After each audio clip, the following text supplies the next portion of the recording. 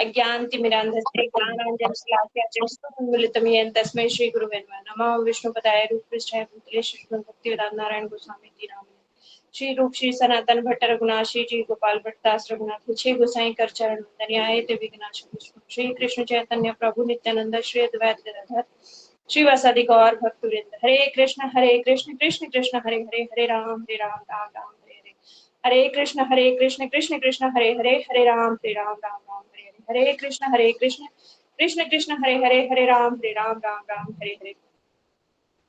सबसे पहले मैं अपने गुरुदेव के चरणों में अनंत कोटि दंडवत प्रणाम करती हूँ।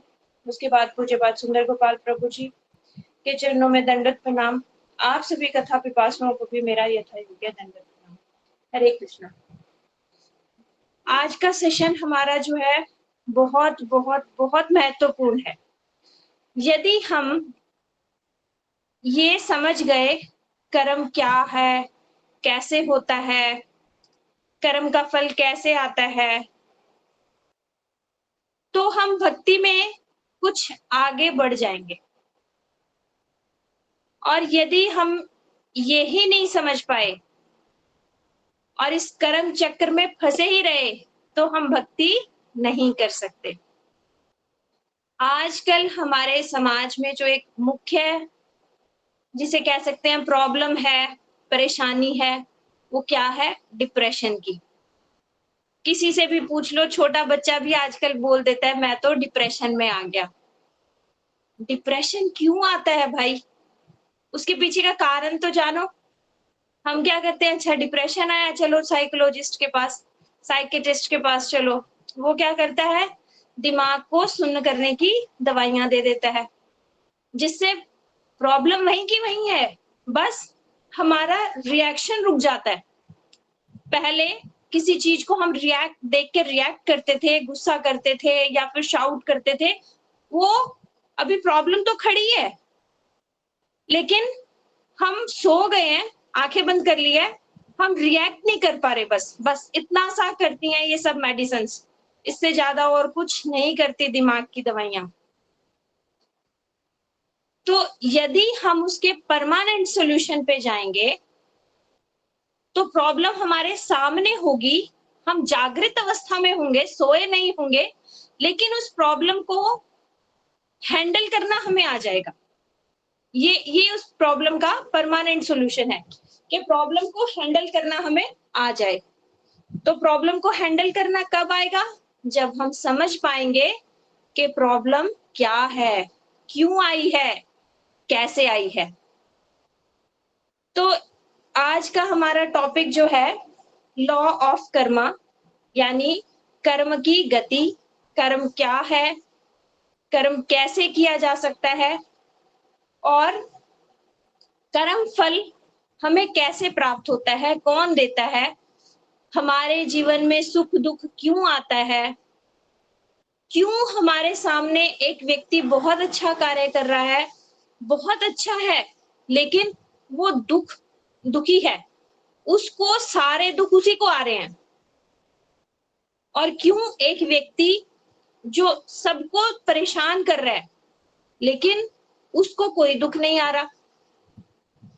अच्छे व्यक्ति के साथ बुरा होता हुआ हमें दिखाई देता है और बुरे व्यक्ति के साथ अच्छा होता दिखाई देता है। तो ऐसा क्यों है? ये सारे प्रश्नों के उत्तर हम जानेंगे आज, कल और परसों। ये 3 दिन का स्पेशल सेशन प्रभु जी ने रखा है और प्रभु जी की थोड़ी सी तबीयत खराब हो गई, तो ये फिर मैं इस टॉपिक को कंटिन्यू करूंगी आप सबके साथ। और कथा के अंत में आप लोगों के कुछ प्रश्न होंगे तो उसको भी हम जरूर सुनेंगे और प्रयास करूंगी कि उसका कुछ उत्तर आप लोगों को दे सकूं। तो सबसे पहले हम कर्म की डेफिनेशन पे ही चलते हैं कि कर्म है क्या। कर्म क्या है? आप में से कोई अनम्यूट करके बताओ कर्म क्या है। दीदी सब अनम्यूट कर सकते हैं या आपने बंद किया हुआ है सबको? दीदी आप कर सकते हैं, वैसे मैंने म्यूट किया हुआ था सबको, आप कर सकते हैं। हाँ जी ज्योति दीदी आपका हैंड रेज है, आप बताइए कर्म क्या है। हरे कृष्णा दीदी, दंडवत प्रणाम। हरे दीदी कृष्णा वैसे तो दीदी। हाँ जी। वैसे तो कर्म है कि जो हम सारे दिन करते हैं वही कर्म है, जो हाँ हमारे मतलब कुछ कर्म हमारे भगवान को अर्पित भी होते हैं, मगर कुछ हम कर्म के बिना तो रह नहीं सकते। जो कुछ भी बिल्कुल हमें दीदी। करना है, कर्म के बिना हाँ, तो कुछ हो नहीं सकता। क्योंकि इंद्रियों अगर के हम द्वारा हाथ किया कुछ गया भी कार्य करेंगे, ही हम कर्म कुछ भी है। करेंगे, इवन के खाना खाएंगे, उठ के बैठेंगे, कुछ भी करेंगे, बिल्कुल। सब कर्म में ही आता है। बस ये सांस लेना देखना भी है कर्म है दीदी। कर्म है कि हम बिल्कुल कैसे सही कर्म आपने कर रहे हैं, बताया। हमारे कर्म हाँ। भगवान को अर्पित है, या हम अपनी हाँ अपने लिए जी। कर रहे हैं, या हम किसी का बुरा हाँ, करने के लिए कर रहे हैं। मतलब किसी भी तरह का कर्म कर्म वही है जो हम करते हैं सारा दिन। बिल्कुल दीदी। हम अपनी इंद्रियों के साथ एग्जैक्टली डेफिनेशन ये है, हम अपनी इंद्रियों के द्वारा कुछ भी जो कार्य करते हैं वो कर्म है। सांस लेना भी कर्म है, आंखें झपकना भी कर्म है, चलना फिरना खाना पीना सब कर्म है। जो भी हमारी जो इंद्रियां हैं उनके द्वारा हम कार्य करते हैं वो कर्म है। कर्म की डेफिनेशन एकदम क्लियर। फिर कर्म कितने प्रकार के हैं? कर्म 3 प्रकार के बताए जाते हैं। कर्म, विकर्म और अकर्म। कर्म, विकर्म और अकर्म। जैसे कि नाम ही बता रहा है, विकर्म मतलब विपरीत कर्म। कर्म हमें वो करने चाहिए जो शास्त्रों में बताए गए हैं। शास्त्रों में बताए गए कर्म यदि हम करते हैं तो वो कर्म है। विकर्म क्या है? जो शास्त्रों में मना किया गया है वो कार्य यदि हम करते हैं तो वो विकर्म है। जैसे शराब पीना, जुआ खेलना, परहिंसा करना, झूठ बोलना, ये सब विकर्म है। जो शास्त्रों में मना किया गया है वो कार्य करना विकर्म। अकर्म मतलब कर्म ही नहीं करना। शब्द ही बता रहा है ना उसका आंसर। अकर्म मतलब कोई कर्म नहीं करना। कोई कर्म नहीं करना मतलब कैसे? हमने अभी तो देखा कि सांस लेना भी कर्म है, पलके झपकना भी कर्म है। ये तो हमारे बस में ही नहीं है, ये तो हम करेंगे ही करेंगे। तो ऐसा क्या कि अकर्म किसको बोला गया फिर? अकर्म उसको बोला गया जिसमें ना तो वो शास्त्र में मना किया गया कर्म करेगा और ना ही वो शास्त्र में बोला गया कर्म करेगा। आलस में पड़ा रहेगा। जैसे प्रमाद में, आलस में कोई व्यक्ति होता है ना, कोई व्यक्ति होते हैं जो अपना पेट भरने के लिए भी कुछ मेहनत करते नहीं, किसी दूसरे के ऊपर डिपेंडेंट हो जाते हैं। कुछ बच्चे ऐसे होते हैं जो अपने माता-पिता के ऊपर डिपेंडेंट हो जाते हैं कि माता-पिता खिलाएँगे तो खाएँगे, बड़े होने के बाद भी जॉब नहीं करना, अपनी ज़िम्मेवारी नहीं लेना। तो वो क्या हो गए? वो अकर्मी हो गए। कुछ जिनका दिमाग खराब हो गया, अ, पागलपने में कुछ ऐसा उल्टा-पुल्टा काम कर रहे हैं कि जो मतलब ही नहीं है जिस कार्य का, वो अकर्म के अंदर आते हैं। अकर्म मतलब शास्त्र में बताए गए कर्म भी नहीं करना और शास्त्र में ना बताए गए कर्म भी नहीं करना। दोनों ही कर्म जो नहीं करता वो अकर्म हो गया। तो इस तरह से हमने देखा कर्म, विकर्म और अकर्म। अब हम चलते हैं जो हमने शुरू किया था कि हमारे समाज में हमें दिखाई देता है कि अच्छे लोगों के साथ बुरा होता है और बुरे लोगों के साथ अच्छा होता है। ऐसा क्यों?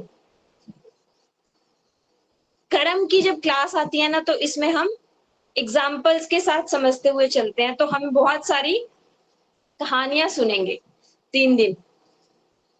तो इसको समझने के लिए कि अच्छे व्यक्ति के साथ बुरा और बुरे व्यक्ति के साथ अच्छा क्यों होता है, एक कहानी सुनेंगे छोटी सी।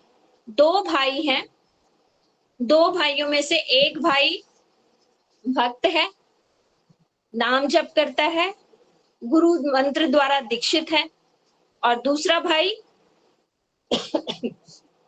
भगवान में विश्वास नहीं करता, केवल बस कर्म करना और कुछ नहीं, मैं ही करता हूं और मैं ही भोगता हूं, बस इस फिलॉसफी पे चलता है। भगवान का नाम भी नहीं लेता, भगवान की सेवा पूजा भी नहीं करता। एक दिन दोनों भाई कहीं जा रहे थे तो रास्ते में पास ही में उनके गुरुजी थे दूसरे भाई के। तो उसने बोला तुम भी उधर को ही चल रहा है तो क्यों नहीं आज मेरे गुरुजी के दर्शन कर ले, रास्ते में ही हैं। तो भाई के कहने पर वो जबरदस्ती चल पड़ा क्योंकि रास्ते में ही था वो स्थान, मंदिर। चलते चलते जो भाई भक्त है उसको सारे रास्ते वो जो अभक्त भाई है वो सुनाता जा रहा है, कुछ नहीं होता हरि नाम करने से, कर्म कर। ये क्या, राम राम राम करता रहता है, भगवान क्या आएंगे तुझे खाना देने के लिए, कुछ नहीं होता इससे, भगवान कोई नहीं है, ऐसे बोलता जा रहा। दूसरा भाई कान बंद करके बड़ी मुश्किल से चलता जा रहा नाम जप करते करते करते। तभी उसको ठोकर लगी और उसका पांव कट गया, बहुत बुरी तरह से उसे चोट लगी, जो भाई माला कर रहा था। दूसरे को फिर से मौका मिल गया बताने के लिए, देखा क्या राम ने बचा लिया तुझे, एक पैर और कट गया, सावधानी से चलता तो पैर अब तेरा बच जाता, भगवान का नाम लेता हुआ चल रहा है, इधर उधर देख ही नहीं रहा, देख जरा पैर काट दिया भगवान, भगवान कुछ नहीं करते। उसने और बोलना शुरू किया, बड़ी मुश्किल से फिर वो थोड़ा आगे चला। थोड़ी दूरी चलने पर जो अभक्त भाई था उसको भी थोड़ी सी ठोकर लगी, थोड़ी सी उसके पांव में ठोकर लगी, आवाज आई कुछ ठंड सी, तो उसने देखा क्या है, तो उसे कुछ सिक्कों से भरा हुआ एक कलश मिल गया, एक धन का गड़ा हुआ मटकी मिल गई छोटी सी। उसने वो निकाल ली वहां से और मिल गई और बोला, देख मैं ध्यान से देख के चल रहा था तो देख मुझे तो सोना और ये सब मिल गया, देख तूने राम नाम लिया तो तेरा पैर कट गया, कुछ नहीं होता भगवान के नाम से। और बोलना शुरू, बोलते बोलते बोलते किसी तरह से वो गुरुजी के पास पहुंचे। गुरुजी के पास जब गए तो गुरुजी ने पूछा सब ठीक ठाक, तो जो भक्त भाई था उसको लगा सबसे पहले जो हमारे साथ घटना हुई है ये गुरुजी को बताऊं और पूछूं कि ऐसा क्या हुआ जो मैं इसका मुंह चुप करा सकूं, ये सारे रास्ते बोलता आ रहा है। तो उसने गुरुजी से बोला, गुरुजी ऐसे ऐसे मेरे पाँव में चोट लगी और इसको सोने के सिक्के मिले और ये सब कह रहा है कि ये भगवान के नाम लेने से हुआ है, तो आप बताओ भगवान ऐसा गुरुजी ऐसा क्यों हुआ। तो गुरुजी भी उसके साधारण नहीं थे, उन्होंने थोड़ा सा ध्यान लगाया और बोले कि आज के दिन जो तूने पुराने जन्म में जो काम किया था ना, जो कर्म किए थे, उसके फल स्वरूप आज के दिन तुझे फांसी पे लटकना था, फांसी पे लटकना था, लेकिन हरि नाम ने तुझे बचा लिया, केवल तेरा पांव ही कटा, केवल तेरा पांव ही कटा, तुझे फांसी से बचा लिया हरि नाम ने। और बोला ये जो तेरा भाई है इसको आज के दिन राजा बनना था, राज गद्दी पे बैठना था, राज करना था, लेकिन ये इतनी साधु निंदा, इतनी वैष्णव निंदा, इतनी भगवान की निंदा करता हुआ आया कि इसके फलस्वरूप इसे कुछ सोने के सिक्के मिल गए। तो इससे हमें ये बात समझ लेनी चाहिए कि हमारे पास जो भी सुख और दुख आ रहे हैं वो हमारे ही किए गए कर्मा का रिजल्ट है, वो और कहीं से नहीं आ रहे।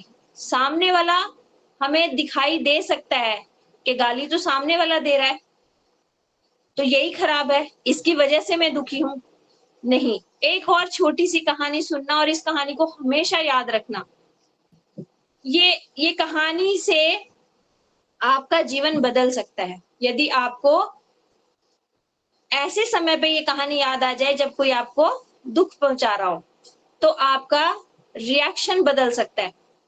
ये मेरे गुरुजी से मैंने सुनी थी और इस कहानी को मैं भी हमेशा याद रखती हूँ। आप इस कहानी को हमेशा याद रखने की कोशिश करना। एक व्यक्ति बाजार गया आम खरीदने के लिए, उसने एक पेटी आम खरीदे, पैक करवा के वहां पे रखाया, उठा के नहीं ला सकता था कि बोला आप अपने डिलीवरी बॉय या झल्ली वाला बोलते हैं जिसको, वो झल्ली वाले के थ्रू मेरे घर तक ये पहुंचा देना। बस 1 मिनट में आती हूँ मैं, 1 मिनट। हरे कृष्णा।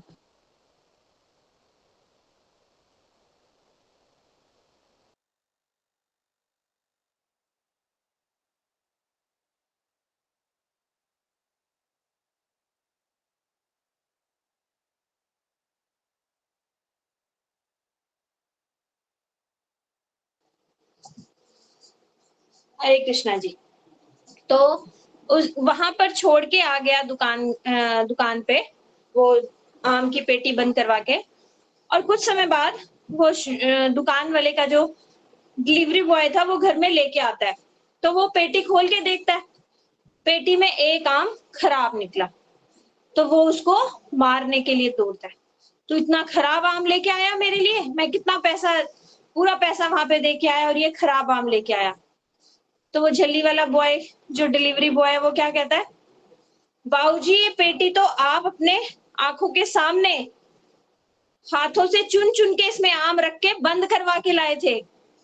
मैंने इसमें रास्ते में कुछ खोला नहीं, कुछ ऐड नहीं किया, कुछ सब्ट्रैक्ट नहीं किया इसमें से। मैं तो एज इट इज इसको बस उठाकर आपके पास लाया हूँ, मेरा इसमें कोई दोष नहीं।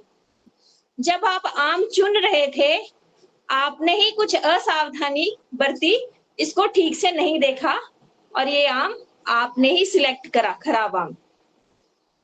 उसको लगा ये बात तो बिल्कुल सही कर रहा है कि आम तो मैंने ही चुने थे ना, चुन चुन के मैं ही रख के आया था, पेटी पैक है, सील पैक, एकदम खुली भी नहीं। तो यही हमेशा हमें याद रखना है कि जो सामने हमें खड़ा हुआ दुख पहुंचा रहा है, ये कौन है, ये वो झल्ली वाला है, ये वो डिलीवरी बॉय है जो हमारा रखा हुआ खराब आम हमने ही रखा था, बस हमें लाकर दे रहा है। इसमें सामने वाले का कोई दोष नहीं। एक बार मैंने अपने गुरुजी से ये प्रश्न पूछा कि ये कैसे पता चलेगा मुझे कि ये मेरा कर्म बन रहा है या उसका कर्म बन रहा है, क्योंकि वो मुझे गाली दे रहा है, हो सकता है उसका कोई खराब कर्म बन रहा हो ना, मेरा तो कसूर नहीं था, ऐसा भी हो सकता है। तो फिर मुझे गुरुजी ने समझाया, बोले कि ये जानना बड़ा मुश्किल है कि ये उसका कर्म है या मेरा कर्म है, लेकिन तेरे हित के लिए क्या है, ये मानना कि ये मेरा ही कर्म है। जब मैं ये मान लूंगी कि ये मेरा ही कर्म है जो वापस आ रहा है मुझ तक, तो मुझे सहने में आसानी हो जाएगी। और यदि मैं ये मानने लगी कि नहीं नहीं मैं तो बिल्कुल ठीक हूं, ये सामने वाला व्यक्ति अपना कुछ कर्म नया बना रहा है, वो खराब कर्म कर रहा है, तो फिर मेरे अंदर क्या आएगा, उससे बदला लेने की भावना। उस भावना से मैं पता नहीं कितने सारे कर्म और ऐड कर लूंगी। तो मेरा हित किसमें है, हमेशा यही मानना कि ये मेरा कर्म है, जो भी मेरे पास आया है ये मेरा कर्म है। यदि इतनी सी बात हमें समझ आ जाए तो कोई क्यों डिप्रेशन में जाएगा, कोई क्यों अपने जीवन से दुखी होगा। देखो, यदि माता अपने बच्चे को मारती है चॉकलेट खाने से, तो क्या वो माता उस बच्चे की दुश्मन है? क्या वो बच्चा अपनी माता से परेशान होगा, दुखी होगा? नहीं होगा। थोड़ी देर के लिए उसको गुस्सा आएगा, लेकिन जब बड़ा होगा तो वो समझेगा कि अरे मेरी माता ने मेरा हित चाहा, यदि उस समय मेरी माता मुझे चॉकलेट खाने से नहीं रोकती तो आज मेरे दांत नहीं होते, मेरे दांत ठीक है, इनमें कोई कैविटीज नहीं है, बिकॉज ऑफ माई मदर, मेरी माता ने उस समय मुझे रोका। तो इसी तरह बस इतनी सी बात हमें समझनी है कि जो भी ये गुड कर्मास बैड कर्मास के फल आ रहे हैं, ये मेरे हित के लिए हैं, मेरे हित के लिए हैं, मुझे कुछ ना कुछ सिखाने के लिए है।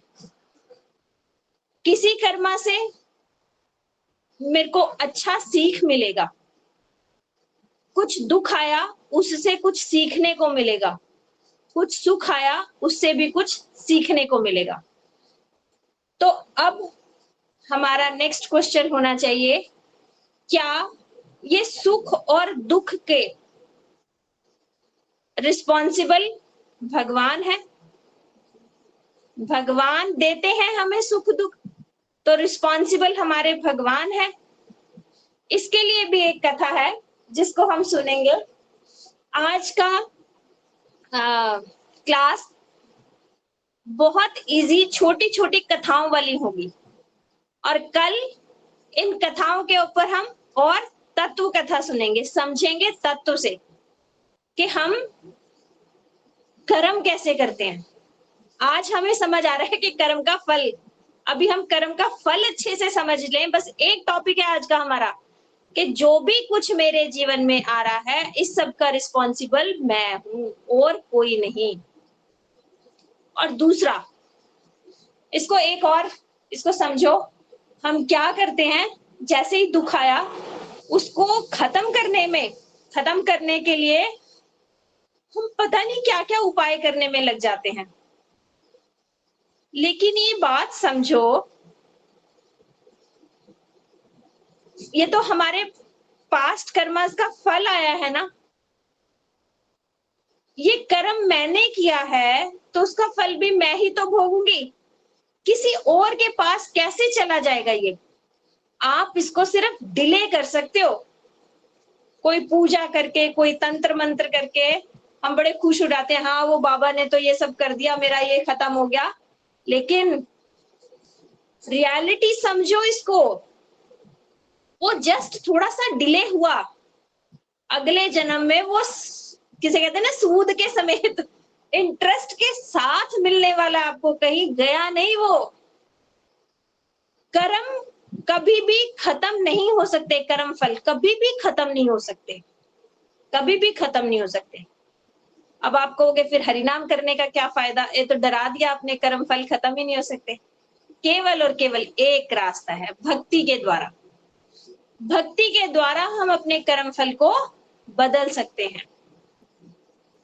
लेकिन उसके लिए भक्ति कैसी होनी चाहिए, प्रहलाद महाराज जी जैसी एक निष्ठ भक्ति, कि जहां पर अपनी रक्षा के लिए भी प्रार्थना नहीं है।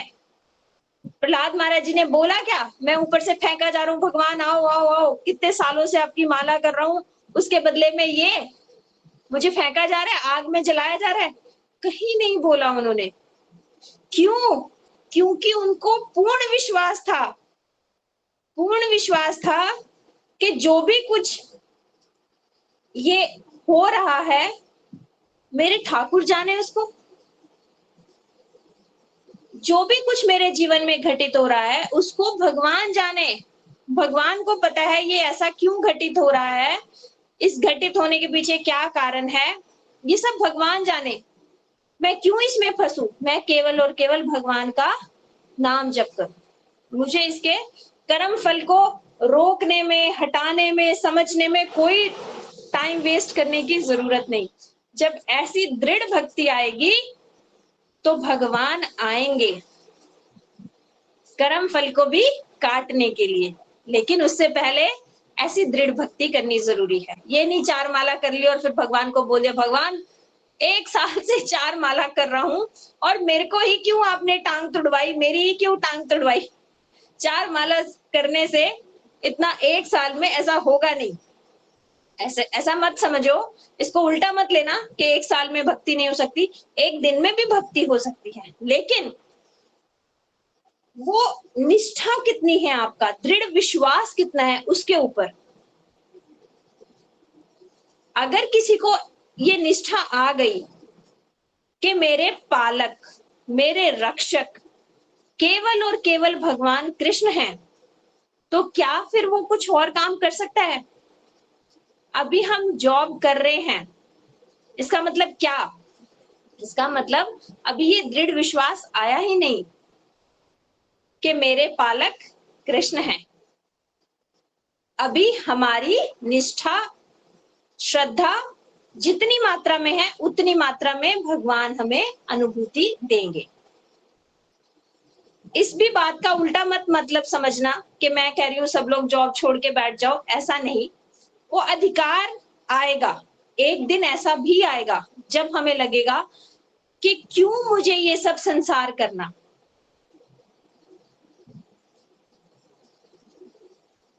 ये अधिकार भी कब आएगा? जब आप फुल टाइम भगवान की सेवा में अंगेज हो जाओगे। अभी भगवान की सेवा में फुल टाइम तो अंगेज हुए नहीं आप। 24 में से 24 घंटे आप हरिनाम नहीं कर सकते। इसलिए जितना समय आप हरिनाम कर सकते हो उतना समय हरिनाम करो, बाकी समय संसार कर लो। लेकिन जब ऐसा समय आ जाए कि 24 में से 24 घंटे, जैसे हमारे षड गोस्वामी 1 या 1.5 घंटा सोते थे वो लोग दिन में, उसमें भी स्वप्न में ठाकुर जी की सेवा ही करते थे। जब ऐसी अवस्था आ जाएगी तब क्या संसार कोई कर सकेगा? तब तो संसार अपने आप ही छूट जाएगा ना। तो उस अवस्था में संसार छोड़ना है, इसी अपक्व अवस्था में, कैसे कहते हैं ना, पका नहीं है अभी, अपक्व अवस्था में अगर कोई संसार छोड़ने की चेष्टा करता है तो वो उसे ना माया मिले ना राम वाली सिचुएशन में वो आ जाता है। इसलिए जहां पर भी हो, जिस भी स्थिति में हो, अपना अधिकार को समझते हुए धीरे धीरे धीरे धीरे, ये कई जन्मों की यात्रा है। एक जन्म में हम वहां पे छलांग मार के नहीं पहुंच सकते। तो भगवान रिस्पॉन्सिबल है क्या हमारे इस सुख दुख के? इसको समझने के लिए हम एक और कथा सुनेंगे। दो दोस्त अपने शहर से, गांव से निकले बिजनेस करने के लिए। दोनों के माता पिता ने उन्हें 50-50 हजार रुपए दिए कि ये जाके तुम बाहर बिजनेस कर लो। बड़े शहर गए, उन्होंने बहुत बड़ा बिजनेस अपना चलाया, बहुत पैसे कमा लिए। फिर एक दिन उनके मन में ये विचार आया कि हम वापस अपने गांव चलते हैं, वहीं जाकर कुछ छोटा सा बिजनेस खोलेंगे, पैसे अब हमारे पास हैं और वहीं अपने परिवार के साथ रहेंगे। तो वो अपना पैसा सारा लेके 50,000 का, अब उन्होंने समझ लो 50-50 लाख रुपया कमा लिया। 50-50 लाख रुपया लेके वो चल पड़े गांव वापस आने के लिए। रास्ते में कहीं रुकना पड़ा उनको, रात आई हुई तो उस शहर में रुकना था उनको। तो एक दोस्त के मन में ये विचार आया कि यदि मैं इसको मार दूं तो ये 50 इसके और 50 मेरे, 1 करोड़ मेरा हो गया। किसी को क्या पता ये कैसे मरा, तो मेरे पास 1 करोड़ हो जाएगा, इसके घर वालों को 2-3 लाख रुपए दे दूंगा, सारा मेरे पास आ जाएगा। इस विचार से वो एक पकोड़े वाले के पास गया और पकोड़े वाले भैया को 50-60 हजार रुपए दे दिया होगा। बोला कि भैया हम तेरी दुकान पे आएंगे 2 दोस्त, ये ले जहर की पुड़िया, मेरा जो दोस्त होगा उसको ये जहर वाले पकोड़े खिला दियो और मुझे सादे वाले पकोड़े खिला दियो।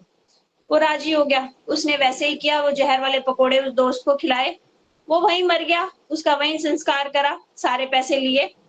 गांव में आके बहुत रोया, सबको तसल्ली दिलवा दी कि वो तो बीमार हो गया था, इस तरह से मैंने इलाज कराया, बचा नहीं और उसको मेरे को वहीं पे संस्कार करके आना पड़ा। मैंने और उसने 2-2, 3-3 लाख रुपए कमाए थे, पूरा का पूरा हिस्सा मैं आपको दे रहा हूँ, ये लो उसके 3 लाख रुपए। और वो वहीं रह गया। इस तरह से उसके माता पिता को 2-3 लाख रुपए दे दिए, बाकी सारे पैसे अपने पास रखे। शादी हो गई उसकी, उसके एक बेटा हुआ और उस बेटे की भी आगे शादी हो गई। जिस दिन से उसके बेटे की शादी हुई, उसका बेटा बहुत बीमार पड़ गया, ऐसा बीमार कि गांव में उसका इलाज नहीं, उसे शहर लेके गया। शहर में बहुत इलाज करवाया, उसके पैसे सारे खत्म हो गए। वो बेटा कह रहा है पिताजी मैंने तो आपके सारे पैसे खत्म करवा दिए, मैं तो परेशान कर रहा हूँ आपको। तो वो क्या कह रहा है पिता, नहीं नहीं नहीं, मैं कहीं से भी उधार लेके लाऊंगा, तेरे को ठीक करवाऊंगा, तू चिंता मत कर। लेकिन वो एक दिन मर गया, वो बेटा मर गया। और वो जब वापस आया उसका संस्कार वगैरह करके, तो वो बड़ा दुखी था कि बेटा मतलब शादी हुई और उसके बाद से ऐसा बीमार और अचानक से मर गया। तो वहां पर ये बंगाल में तांत्रिक होते हैं कुछ, जो आत्माओं को पकड़ के उनसे बात करवा देते हैं। तो ऐसा कोई ओझा तांत्रिक उसने बुलाया। ये पूज्यपाद श्रीधर महाराज जी ये कथा सुनाते हैं और वो कहते हैं ये सत्य घटना है, उन्होंने कहीं किसी न्यूज़पेपर में ये पढ़ी थी बात। तो उन्होंने बुलाया और उससे पूछा कि उसको बेटे को उन्होंने पकड़ के बुलाया, तो उससे पूछा कि भाई तू कौन है, मतलब क्यों चला गया। तो उसने बताया कि तुम जरा हिसाब लगाओ, मैंने मेरी बीमारी में तुम्हारे कितने पैसे खर्च हुए हैं। तो बोला मैं पूछ रहा हूँ तू कहाँ चला गया, ऐसा क्या हुआ, तू बोल रहा हिसाब लगाओ। बोले आप एक बार हिसाब लगाओ। तो उसने हिसाब लगाया तो एग्जैक्टली उतने ही पैसे उस बच्चे की बीमारी में खत्म हुए थे जितने उसने दूसरे दोस्त से धोखा करके लिए थे। उसके पैसे सारे ले लिए थे ना, तो एग्जैक्टली उतने ही पैसे उसने अपनी बीमारी में लगवाए। उसके बाद वो चला गया, बोला मैं 1 मिनट भी ज्यादा नहीं जिया, तेरा 1 रुपया भी मैंने अपने ऊपर खर्च नहीं करवाया। जितना पैसा तूने मेरा लिया था, मैं वही दोस्त हूँ जिसको तूने जहर देके मरवाया था। मैंने अपना पूरा हिसाब तेरे साथ कर दिया, मेरा हिसाब बराबर, अब मैं चला गया। फिर बोला बस एक क्वेश्चन और, ये जो तेरी पत्नी है इसका क्या दोष? ये पूरा जीवन विधवा का जीवन जिएगी, इसका क्या कसूर था? मेरा तो मैं समझ गया कि तू मेरा दोस्त था, मैंने धोखा दिया तो वो तूने मुझे पनिश किया। बोला ये पत्नी जो मेरी बन के आई है, ये वो पकोड़े वाला है, इसका भी तो पाप कर्म में हिस्सा था ना, तो इसको भी तो दुख भोगना पड़ेगा। अब ये पूरा जीवन विधवा का जीवन जिएगी और इसको शादी होके कुछ भी सुख मिला नहीं। इसका पति उसी दिन से बीमार, जिस दिन से इसकी शादी हुई, तो ये पकोड़े वाला है। अब इस कहानी से आप समझो, सोचो और विचार करो, जो जो उनके साथ घटना हुई, इसमें कहीं भगवान का कुछ लेना देना है? क्या भगवान ने उसकी मृत्यु करी? क्या भगवान ने उसको ऐसा पति दिलवाया? भगवान कहीं भी इसमें रिस्पॉन्सिबल नहीं है। ये पूरे घटनाक्रम से हमने क्या समझा कि ये पूरे घटना का रिस्पॉन्सिबल कौन है? हम स्वयं हैं। हमने जैसे कर्म किए वैसा हमारे सामने फल आ जाता है। जब कभी अच्छा फल आता है तो हम क्या कहते हैं? वाह वाह, मैंने मेहनत की, देखा मैंने कितनी अच्छी पढ़ाई की, इसलिए मैं इतनी अच्छी जॉब प्राप्त कर सकी और इतना अच्छा पैसा मैं कमा रही हूं।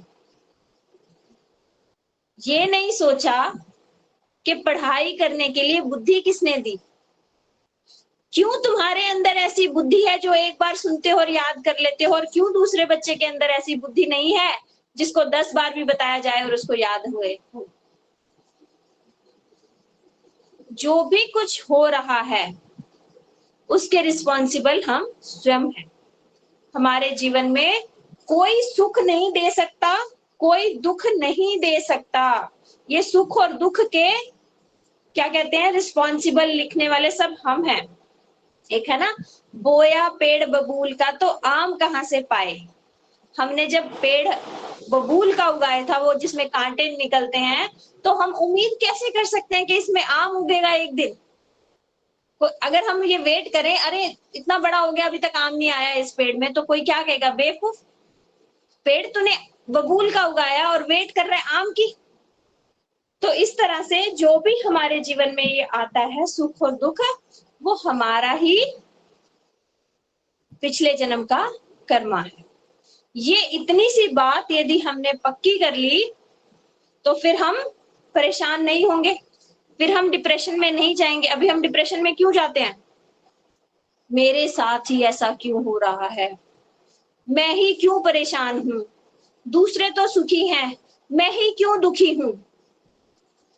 जब हम ये सोच सोच कर इसने मुझे दुख दिया, इसने मुझे परेशान किया, यही बातें सोच कर हम डिप्रेशन में चले जाते हैं। फिर हमारा सोचने समझने की शक्ति खत्म हो जाती है। इसे कहते हैं मानसिक परेशानी। ये कौन सा ताप है? 3 ताप है ना, जो माया के द्वारा हमें दिए जा रहे हैं। आदिदेविक, आदि भौतिक और आध्यात्मिक। आदिदेविक जो देवताओं के द्वारा बारिश, भूकंप, ये सब। आध्यात्मिक, आदि भौतिक जो दूसरे जीवों के द्वारा हमें दुख पहुंचाता है, जैसे कुत्ते ने काट लिया, मच्छर ने काट लिया, सांप ने काट लिया, ये आदि भौतिक। और आध्यात्मिक जो अपने ही मन से बीमारी। मतलब सब कुछ है हमारे पास, सब कुछ होते हुए भी जो परेशान है उसे ही कहते हैं ना, इसे मानसिक परेशानी है। इसे कोई दुख नहीं है, लेकिन मानसिक परेशानी है। तो मानसिक परेशानी आने का कारण क्या है? ये समझ। यदि हमें ये समझ आ गई कि जो भी हो रहा है मेरे जीवन में, इसका कारण मैं ही हूं, कोई और नहीं है, और ये मुझे इस जीवन में भोगना है, तो समझो ये कट रहा है ना, खत्म हो गया, माइनस हो गया ना। अभी मुझे कुछ दुख मिला, अगले जन्म में दोबारा थोड़ी ना मिलेगा, वो मेरा एक कर्मा कट गया, मेरा कुछ कर्मा खत्म हो गया, उस पे मुझे हैप्पी होना चाहिए कि सैड होना चाहिए? ये तो ठीक है, ये कट रहा है ना, खत्म होगा किसी दिन, इसका बैलेंस खत्म होगा, क्योंकि ये जो ब्रह्मांड में हम फंसे हुए हैं, यहाँ पर हम कर्म के कारण ही हैं। जब हमारे जिस दिन कर्मास 0 हो जाएंगे, कर्मास का बैलेंस, ना हमें सुख भोगना है अब, ना हमें दुख भोगना है, हमारे जो बैलेंस है कर्मास का वो 0 हो गया, तब हम इस ब्रह्मांड में रह ही नहीं सकते। ये संसार को क्या बोलते हैं? कर्म बंधन। कर्म बंधन तो जब तक है ना, जब तक कर्म है, तो कर्मास कटने तो अच्छी बात है ना, कि हमारे कुछ कर्मास कट गए, इसलिए कभी भी दुखी मत होना। अच्छे फल आए चाहे बुरे फल आए, ये मेरे ही कर्मास हैं जो खत्म हो रहे हैं। इसमें हमने क्या सीखना है? रिएक्ट करना। कैसे हमें रिएक्ट करना है? अभी मुझे किसी ने एक गाली दी तो मेरा कर्म कट गया, पलट के मैंने 4 दे दी तो मैंने क्या कर लिया? 3 कर्म और जोड़ लिए, 3 जन्म और आना पड़ेगा उनको काटने के लिए। इसलिए क्या करो, भगवान ने गीता जी में बताया है, ये तत्ते अनुकंपा, ये श्लोक है, मुझे श्लोक याद नहीं रहते, तत्ते अनुकंपा वाला श्लोक है। इसका मतलब क्या? सुख और दुख को जो एज इट इज सहन कर लेता है, जैसा आए उसको सहन जिसने कर लिया, वो भक्ति करने का अधिकारी बन गया। तो हमारे ऊपर जो भी कुछ आ रहा है, सुख या दुख, वो भगवत कृपा समझ के हमें आगे चलना चाहिए, तो हम भक्ति करने के अधिकारी बनेंगे। हम सब यहाँ पर क्यों जुड़े हैं? भक्ति करना चाहते हैं ना, भक्ति करने के लिए ही हम यहाँ पर बैठे हैं, समय दे रहे हैं, और भक्ति करने के अधिकारी। हाँ, दीदी ने श्लोक दिया ना श्रीमद् भागवत का, तत्ते अनुकंपा सुसमीक्षणा मानो भुंजान एवात्मकृतम विपाकम हृद्वाग वपूर भीर विद धन्नमस्ते जीवेत यो मुक्ति पदे स दाय भाग। मतलब मुक्ति का अधिकारी। मुक्ति हमें यहाँ पर क्या समझनी है? मुक्ति क्या मतलब हम संसार से छूट जाए? नहीं, मुक्ति मतलब भक्ति। जो भक्ति का अधिकारी कोई हो सकता है, तो वो वही व्यक्ति हो सकता है जो सुख और दुख को भगवान की कृपा समझे। भगवान की कृपा कौन समझ पाएगा? जिसका भगवान के साथ रिश्ता होगा। अब इसको इस बात से समझो, एक बच्चे को माँ थप्पड़ मारती है और एक बच्चे को कोई पड़ोस वाली आंटी बिल्कुल जानी नहीं पहचानी नहीं, वो आके थप्पड़ मार जाए, तो उस बच्चे के हृदय में क्या बात आएगी? माँ के प्रति उसमें गुस्सा नहीं आएगा, थोड़ी देर गुस्सा होगा, फिर वापस नॉर्मल। लेकिन वो जिससे कोई रिश्ता नहीं, वो उसे मार जाए तो वो अपनी माँ को भी साथ लेके चलेगा उससे लड़ने के लिए। उसने मुझे मारा कैसे, चलो माँ उसे बता के आओ। क्यों? क्योंकि उसके साथ उसका रिश्ता ही नहीं है। माँ के साथ उस बच्चे का रिश्ता है, उसे पता है ये मेरी माँ है, ये मेरा अहित कर ही नहीं सकती, इसने मुझे मारा है तो कुछ अच्छा ही होगा मेरा। उस पे, माँ पे उसे गुस्सा नहीं आता। इसी तरह जो भी सुख दुख आ रहे हैं, इनका नियंत्रण करने वाला कौन है? कर्म फल देने वाला कौन है? गीता जी में किसने, भगवान ने क्या बोला? कि कर्म फल मैं देता हूं, तू कर्मण्येवाधिकारस्ते ना, तेरा केवल कर्म करने में अधिकार है, फल देने वाला मैं हूं। भगवान मतलब फल हमारा ही होता है, ऐसा नहीं है कि भगवान उसमें ऐड कर रहे हैं। अभी मैंने किसी को थप्पड़ मारा तो वो वापस मुझे पढ़ना ही पड़ना है, वो मेरा ही कर्म है। लेकिन वो किस समय देना है, वो भगवान कंट्रोल करते हैं। किस समय देना है वो भगवान कंट्रोल करते हैं। तो फिर कर्म फल देने वाला कौन? भगवान। भगवान कौन है? मेरा इस पूरे ब्रह्मांड में कोई हितैषी है तो वो केवल और केवल भगवान है। क्यों? क्योंकि भगवान मेरा साथ हमेशा रहेंगे। कोई जो हमेशा मेरा साथ दे वही तो मेरा हितैषी हुआ ना। इस जन्म में मेरे माता पिता हैं, अगले जन्म में वो नहीं रहेंगे, इस जन्म में मेरे भाई बहन है, इस जन्म में भी छूट सकते हैं, अगले जन्म में तो क्या ही पता हमें। लेकिन परमात्मा रूप में वो आत्मा के साथ इस जन्म में भी है। और मैं यदि मल का कीड़ा बन जाऊं कभी अपने कर्मवश से, तो उस मल के कीड़े में भी आत्मा के साथ वही परमात्मा होंगे, चेंज नहीं होंगे। तो आत्मा और परमात्मा का तो पक्का संबंध है, जो कभी भी किसी भी अवस्था में हमें नहीं छोड़ेंगे। हम कौन है? आत्मा। किसके अंश? परमात्मा के। तो हम उनके अंश हैं। वो हमारे इतने हितैषी हैं कि किसी भी अवस्था में हम इतने नीचे निकृष्ट योनि में मल का कीड़ा बन गए हम अपने कर्मों के अनुसार, फिर भी परमात्मा ने हमें नहीं छोड़ा। वहां से भी हमें निकाल के ले जाने की उम्मीद रखे हुए हैं कि किसी दिन ये मुझे देखेगा और मैं इसे कहूंगा चल अपने घर चलें। और हम इतने जिसे कहते हैं नमक हराम, कि कभी उस परमात्मा की तरफ हमने देखा ही नहीं, कभी बोला ही नहीं कि चलो अपने घर, यहाँ नहीं रहना। हम क्या कहते हैं? भगवान, मैंने एक थोड़े दिन भजन सुना, मेरे घर आना प्रभु राम, आप सीता जी को भी लाना, राधा जी को भी लाना, कृष्ण जी को भी आना, मेरे घर आना। मतलब भगवान को हम यहाँ बुलाना चाहते हैं, मेरे घर आना, ये मेरा घर है। इतना हम मतलब हमारी जिसे कहते हैं ना चेतना गिर चुकी है, ये मेरा घर है। वो पता ही नहीं कहाँ है जो असली घर है, वो नहीं है। ये जो बनाया है ईंट पत्थर का, ये मेरा घर है, इस घर में आप आ जाना। क्यों नहीं कहते ठाकुर जी जो मेरा परमानेंट घर है, जहां आप हो वहीं पर लेकर चलना, वहीं चले हम भी। बहुत हो चुका अब यहाँ पर रहना। तो सुबह शाम प्रार्थना करनी चाहिए, ठाकुर जी अनंत कोटि जन्म हो चुके, यहाँ भटकते भटकते अब थक चुके,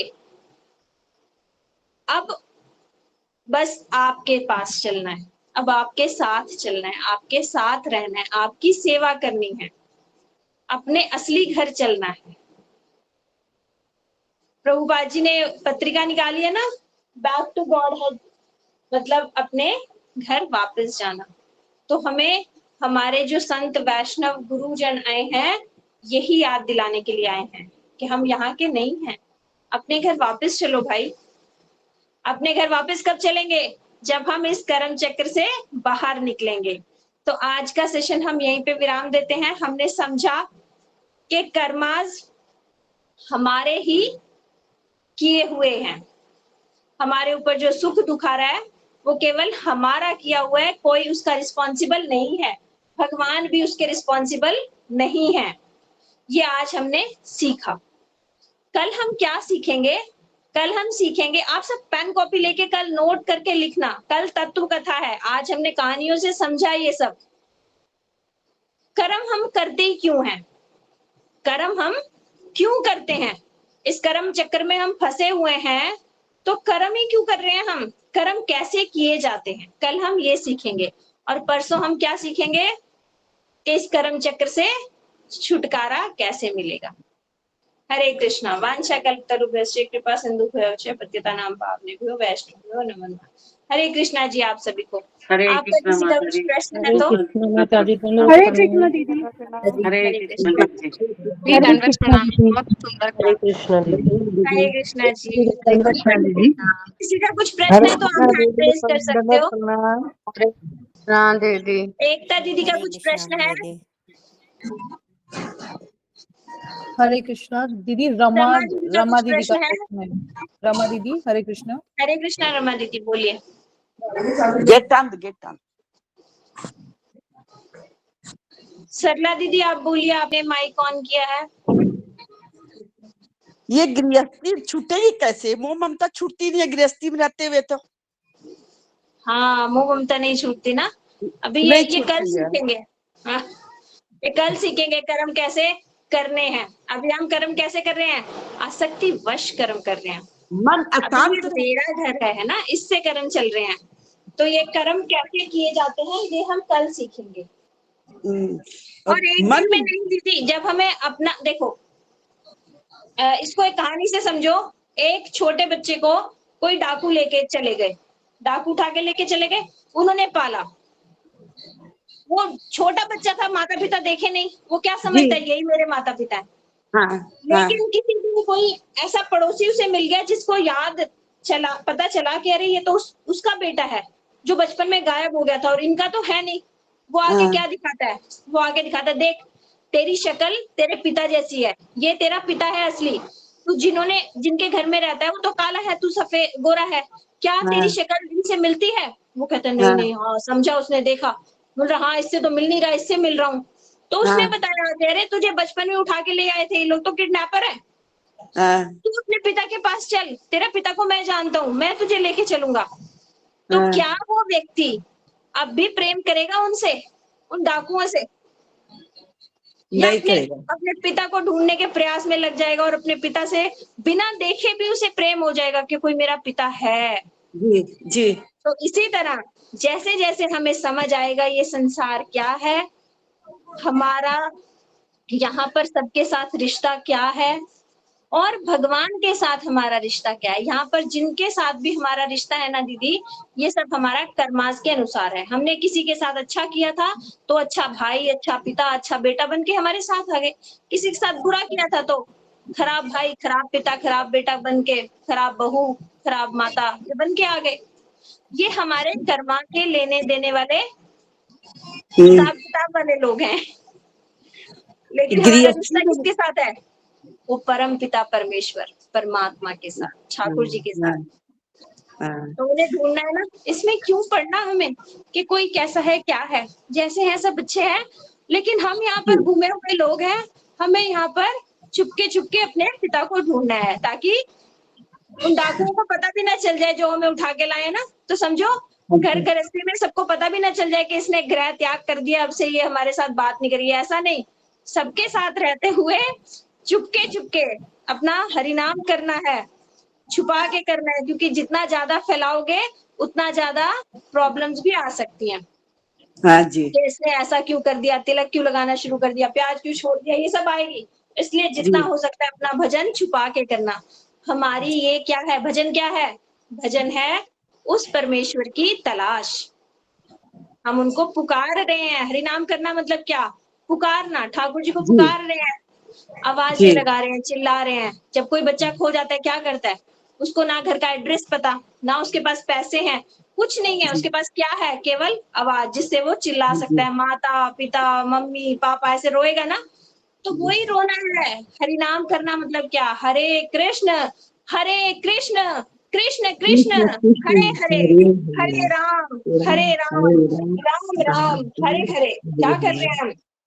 राधा रानी और कृष्ण को बुला रहे हैं कि हम खो चुके हैं, हम वापस अपना घर जाना चाहते हैं, हम भूल चुके हैं, हम आपके पास नहीं आ सकते, कृपा करके आप हमें किसी तरह से ले जाओ यहाँ से। वो माता अगर आवाज सुन लेगी तो माता आएगी ना बच्चे को लेने। तो यही हम कर रहे हैं, अपने परमेश्वर को, अपने भगवान को हम पुकार रहे हैं, वो आवाज सुनेंगे और हमारे लिए अरेंजमेंट्स करेंगे यहाँ से ले जाने के। उन्होंने ऑलरेडी ये स्टार्ट कर दिया अरेंजमेंट। जो हम हरि कथा सुन रहे हैं, जो आप वैष्णव संग कर रहे हैं, ये सब भगवान की व्यवस्था है। भगवान चाहते हैं हम यहाँ पर ना रहे, हम परमानेंट हैप्पी हो जाए, उनके घर उनके साथ रहे, इसलिए ये सब अरेंजमेंट कर रहे हैं वो वहां बैठे बैठे। ठीक है? हाँ जी, हाँ जी, राधे राधे हरे जी, कृष्णा जी। हरे कृष्णा जी। और किसी का कुछ प्रश्न?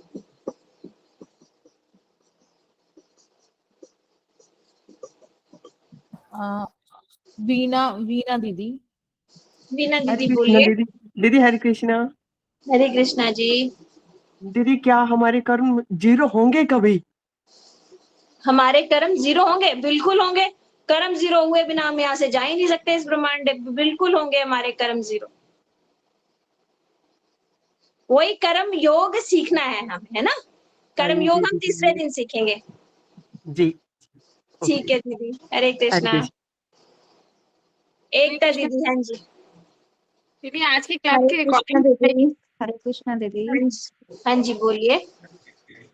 दीदी जिस टाइम पे हम माला करते हैं या हरि भजन करते हैं या हरि कथा सुनते हैं, माइंड बहुत रिलैक्स रहता है और मतलब लगता है कि हाँ सब कुछ समझ में आ रहा है, सब कुछ अच्छा अच्छा लगता है। लेकिन जैसे हम हटते हैं उससे, फोकस हट जाता है हमारा और जैसे गृहस्थी में लगते हैं फिर वही माइंड डाइवर्ट। तो इसके लिए क्या करें?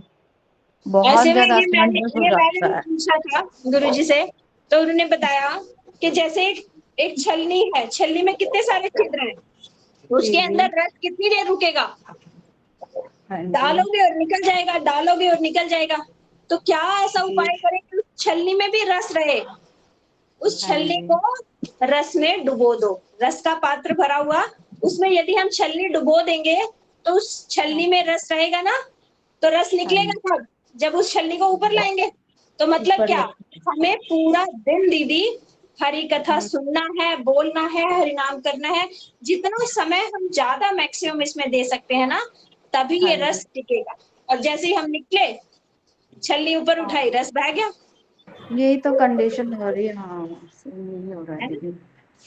लेकिन दीदी तो अभी तो मुझे गुरु मंत्र भी नहीं लगा, गुरु जी के दर्शन भी नहीं मिले, कुछ भी नहीं हुआ। कोई ऐसा बात लगता है नहीं पता दीदी, नहीं कब होगा, प्रार्थना कैसे करोगे होगा। ना, सब व्यवस्था जी करेंगे ठाकुर जी। आप प्रार्थना करो ठाकुर जी से, जी ठाकुर जी सब व्यवस्था करेंगे आपकी। जी ठीक है, ज्यादा से ज्यादा हरि नाम करो, हरि कथा सुनो और सुनाओ जी दूसरों को। हरे जी कृष्ण। दीदी। हरे हाँ जी, कृष्णा दीदी, धन्यवाद। सुरेंद्र प्रभु जी बोलिए। हरे कृष्ण। हरे कृष्णा, आपको दंडवत प्रणाम। दंडवत नाम प्रभु जी। दीदी एक व्यक्ति है, हाँ उम्र जी। भर को डिफिकल्टी, दरिद्रता, आई मीन हार्डशिप्स सारी कुछ उसको मिलता रहा। मस्ट बी बिकॉज ऑफ ये कर्म, उसके पिछले हाँ प्रारब्ध संचित कर्म वगैरह, सारी लाइफ उसकी टफनेस रही। फिर जी। आप जैसे कोई गाइडेंस मिली उसको, तो वो भक्ति में आ गया। हाँ तो जी। क्या उसके दिन बदलेंगे इसी जन्म में, या अगले जन्म तक उसको और जन्म लगेंगे? प्रभु जी इसमें ना सबसे पहले तो ना सहनशीलता आ जाएगी। देखो, एक प्रॉब्लम को दो जने अलग अलग नजरिए से देखते हैं। एक बच्चा, एक एग्जांपल से सोचो, एक परिवार में बच्चा नहीं हो रहा, माता मतलब पति पत्नी के बच्चा नहीं हो रहा, वो हाय तौबा मचा रहे हैं, अरे हमारा इतना धन है, उसको कौन देखेगा, हम परेशान है, हमारा बच्चा होना चाहिए होना चाहिए होना चाहिए। कहीं कहीं इलाज करवा रहे हैं, कुछ कर रहे हैं, उनके हिसाब से बहुत बड़ी प्रॉब्लम है बच्चा ना होना। और दूसरा दंपत्ति जो भक्ति में लगा हुआ है, उसके बच्चा नहीं हो रहा, तो वो क्या कहेगा, भगवान आपका शुक्र है, बच्चा होता तो हम उसको ज्यादा टाइम देना पड़ता, आपका भजन कम हो जाता, इसलिए प्रभु जिस अवस्था में आप रखो, बहुत आपका धन्यवाद है। उनके लिए ये प्रॉब्लम ही नहीं है बच्चा होना ना होना, मतलब तो प्रॉब्लम एग्जैक्टली बच्चा होना या ना होना नहीं है। प्रॉब्लम क्या है कि हम उसको कैसे ले रहे हैं। तो जो जब उन्होंने भक्ति शुरू कर दिया ना प्रभु जी, यही उनके जीवन में फर्क आएगा कि अब उन्हें प्रॉब्लम्स फील होना कम हो जाएगा। ये पहला स्टेप है। अब उनको प्रॉब्लम्स ही नहीं लगेंगी। धीरे धीरे धीरे जितनी मात्रा में उनकी भक्ति की पोटेंसी बढ़ेगी, उतनी मात्रा में प्रभु जी कर्मास के फल कटेंगे। पहले ही दिन से उनके कर्मास कटने शुरू हो गए ऐसा नहीं, धीरे धीरे धीरे बढ़ेगा प्रभु जी। अभी वो भक्ति हम पहले किस लिए कर रहे हैं? भक्ति हम कर रहे हैं कि हमें अच्छा लग रहा है भजन करना, इसलिए कर रहे हैं हम भक्ति। शुरू तो ऐसे ही करते हैं ना कि आनंद के लिए भक्ति कर रहे हैं। धीरे धीरे धीरे समझ आता है, अरे नहीं ये तो मेरे लिए जरूरी है, मेरे उद्धार के लिए जरूरी है। तब क्या है, तब वो रो कर भक्ति करना होता है कि प्रभु मैं यहाँ फंस चुकी हूँ, मुझे निकालने के लिए। ये दूसरा स्टेप हुआ। उसके बाद तीसरा क्या, प्रभु जहां रहूं जैसे रहूं मुझे कोई प्रॉब्लम नहीं, बस मुझे आपकी सेवा चाहिए। अब वो अपने उद्धार के लिए भी नहीं रो रहा, अब वो किसके लिए रो रहा है? प्रभु की सेवा के लिए। प्रभु जी 3 स्टेप हो गए ना भक्ति में, भजन ही कर रहा था उस समय भी। तो इस तरह से धीरे धीरे धीरे जैसे हम आगे बढ़ेंगे उसी तरह से उसका भी बिल्कुल पहले स्टेप से ही उसे समझ आना शुरू हो जाएगा कि हाँ ये प्रॉब्लम बहुत बड़ी प्रॉब्लम्स नहीं है, इनमें मेरे को टाइम नहीं देना। और आगे आगे इस तरह से रिएक्शन करना समझ आने लग जाएगा प्रभु जी। धन्यवाद धन्यवाद आपको क्लियर हुआ धन्यवाद। प्रभु जी? very clear and very useful. I'll deliberate on this. Thank you thank you Prabhu ji. Hare Krishna. Hare Krishna दीदी, आप नाम ये आधा आ रहा है, अच्युतानंद है, कौन है आप? अच्युत प्रिया दीदी। अच्युत प्रिया दीदी, हाँ जी बोलिए दीदी। हरे कृष्णा, दंड प्रणाम। हरे कृष्णा जी। दीदी कभी कभी ऐसा होता है ना कि घर में पड़ोस में यदि हमारे घर में कुछ ऐसा चल रहा होता है कि लोग कहते हैं कि अरे कंठी पहनती है, माला लेती है हाथ में और तिलक लगा रखा, घर में ये चल रहा है।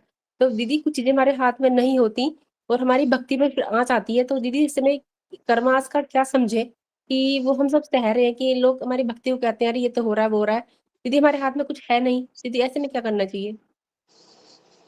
ऐसे में उसको बोलना चाहिए कि तुम्हें लग रहा है ये प्रॉब्लम है, मुझे तो लग ही नहीं रहा, ताकि उसे समझ आए कि इतनी बड़ी प्रॉब्लम भी इसको प्रॉब्लम नहीं लग रही, मतलब इसको कहीं कुछ ज्यादा मिल रहा है ना। उसको हमें बाहर तो यही दिखाना है ना कि भक्ति से दिखाना मतलब क्या, उनको समझाना है। आपको प्रॉब्लम लग रही है क्या? पहले तो आप ये बात बताओ, जो आपकी प्रॉब्लम्स चल रही हैं और दूसरे को लग रही है कि प्रॉब्लम है, आपको लग रही है? दीदी मुझे तो मेरा भजन करना है हर हाल में, मुझे तो कुछ नहीं लग आपको रहा। नहीं लग रही ना? नहीं। तो बस ठीक है ना, बस उनको बोलने दो, उनको बोलो हाँ मैं भजन इसीलिए कर रही हूँ। थोड़ा सा चतुर बनो, उनको बोलो इसीलिए भजन कर रही हूँ, धीरे धीरे कम हो जाएगा ये प्रॉब्लम, भजन में प्रॉब्लम्स खत्म करने के लिए कर रही हूँ, आप चिंता मत करो, होगा एक दिन खत्म। उनको ऐसे बोलो, क्यों उनके साथ अपना टाइम खराब करना उनको समझाने में। नहीं दीदी बोलो उनसे तो इसीलिए तो मतलब माना पकड़ी। दीदी उनसे तो मतलब नहीं है, लेकिन बाहर के लोग जैसे घर में आके बोलते हैं कई बार, हम तो पता ही लोग क्या करने वाले हैं, हमें पता है सभी सब क्या करना है, तो चतुर बनना पड़ेगा थोड़ा। लेकिन दीदी वही है ना, तो भक्ति में लोग कहते हैं कि अरे देखो ये हो रहा है वो हो रहा है। बोलो हाँ हाँ कम हो रहा है, ये तो बहुत ज्यादा होना था, थोड़ा कर दिया भगवान ने। बोलो जी अब दीदी। एक उदाहरण से कि बोलो वो कोई बोले आगे कि तेरा बच्चा पढ़ाई में होशियार नहीं है, कम करता है, बोलो अरे ये तो फेल होने वाला था, भगवान ने पास करवा दिया, इतनी बहुत बड़ी कृपा, ये माला का ही असर है। ऐसे चतुराई से उनको बात खत्म करो, फंसना नहीं उनके चक्कर में। खुद को तो पता है ना कि ये सारे मेरे ही कर्मास हैं, क्यों इनको किसी को रिस्पॉन्सिबल बनाना। और ये कर्मास जितनी जल्दी हो कट जाए ना, खत्म बात। किसी समय ऐसी परिस्थिति आ जाती है कि खुद से भी सहन नहीं होता, क्योंकि अभी 100% तो ये जो सुना है इस पे हमने अमल कर नहीं लिया ना, ये तो सिर्फ सुना है। जी दीदी। सुनना और उसको धारण करना दो बिल्कुल अलग चीज है। अभी धारण नहीं हुआ है, सुन लिया है हमने, प्रैक्टिकली हमें पता है कि हमारे कर्मास हैं, लेकिन अनुभव में कब होगा? जब हम उसका रिएक्शन छोड़ेंगे, सामने कुछ आए और हम रिएक्ट ही ना करें, तब समझना कुछ धारण हुआ है। तो यदि अभी अभी नहीं समझ आ रहा तो भी हमारे ही तो है ठाकुर जी, कौन से पराए हैं? ठाकुर जी के सामने रो लो बैठ के कि ठाकुर जी ऐसी सिचुएशन आ गई है, मुझसे हैंडल नहीं हो रही, प्लीज हेल्प मी।